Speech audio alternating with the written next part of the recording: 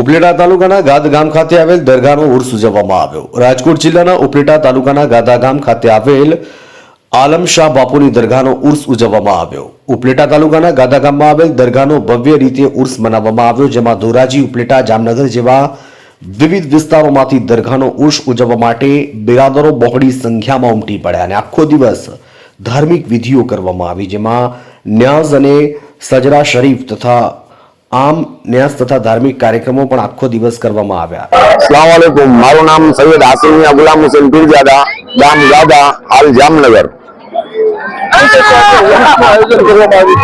आज उरसનું આયોજન કરવામાં આવી ગયું। વહેલી સવારે 4 વાગે ગુલશન શરીફ હોઈએ, સવારે 10 વાગે મિલાદ શરીફ હોઈએ, બપોરે નિયાજ હોઈએ, અત્યારે સાંજે 5 વાગે આમ નિયાજ હોઈએ અને રાત્રે 10 સાડા 10 વાગે કવાલીનો પ્રોગ્રામ હોઈએ। 40-45 વર્ષથી આયોજન કરી છીએ અમે ઉર્સ મુબારક મનાવીએ છીએ। લોકો બહાર ગામથી આવે છે, આજુબાજુના ગામથી આવે છે, જામનગર, રાજકોટ, ધોરાજી બધા આજુબાજુના ગામથી લોકો આવે છે। મારું નામ સલીમ ઓસમાન ઇંગોરા, ઉપલેટાનો રહેવાસી। આ ન્યાજ દરમિયાન બધી ન્યાજ હું એકલો ભોગવું છું। કમિટી અમારી ઈસરાવાળા, ઉપલેટાવાળા બધા કામકાજમાં બધે હોય છે। હિન્દુ મુસલમાનની એકતા છે, એમાં કોઈ જાતનો ઘટતો નથી। ગુરુ બાપુના 2 છોકરા છે, એ ઉરસ કરે છે, રાત્રે કવાલીનો પ્રોગ્રામ છે, અટાણે ન્યાજ ચાલુ છે। 30 વર્ષથી આયોજન છે અમારું। ગામો ગામથી રાજકોટ, અમદાવાદથી બધેથી આવે છે।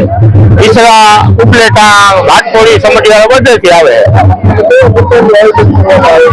સરકારમાં આવે છે, આવું જવું ફ્રી છે, ચા પાણી ફ્રી છે, નાસ્તો ફ્રી છે। બીજા નંબરમાં અમારી ન્યાજ ફ્રી છે।